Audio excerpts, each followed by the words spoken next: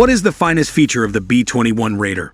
It may not be the new stealth bomber's range, or its payload, or even its unusual tailless flying wing design. Indeed, despite the media and aviation aficionados oohing and ahhing over the debut of America's first new bomber in 34 years, a plane that Northrop Grumman billed as the world's first sixth-generation aircraft, there is nothing that we know at this moment about the aircraft's capabilities. Yet the B-21's biggest characteristic may not be its current capabilities, but its future ones. The Raider was created with an open system architecture, which makes it very flexible. Secretary of Defense Lloyd Austin remarked at the unveiling of the B-21, which took place at Northrop Grumman's factory in Palmdale, California on December 2. So as the United States continues to innovate, this bomber will be able to protect our nation with new armaments that haven't even been conceived yet. The B-21's advantage will continue for decades to come, Austin added. An ability to update the B-21 with technology that doesn't exist yet might enable the bomber to remain a viable weapon for decades, in the same manner that the famed B-52 has been in duty since the mid-1950s.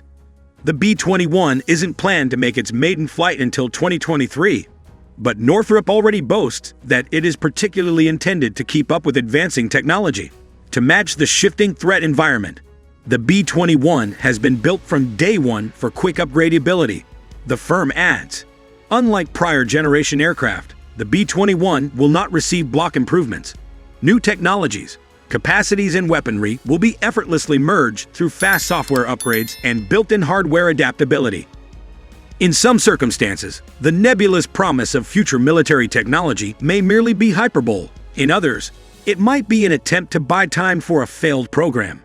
The B-21 is still a long way from entering service, and authorities have commended the program, but anyone expecting it to be a breakthrough design may be disappointed. Flying wings are a mature concept that was introduced in the 1940s, aviation specialist Richard Abulafia told Insider.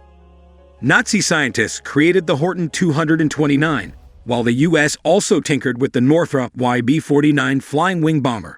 But the B-21 project reveals a clear assumption that an aircraft is only as excellent as its potential to accept future advancements. Indeed, a common denominator of vintage warplanes, like the B-52, which is now being modernized, or the F-4 Phantom, is their capacity to keep up with the changes. With a solid, extensible core design, new weapons, sensors, and avionics may be added later. If the open architecture approach works, we may be looking at a jet that flies for 60, 70, or 80 years like the B-52, said Abulafia, who is managing director of Aerodynamic Advisory.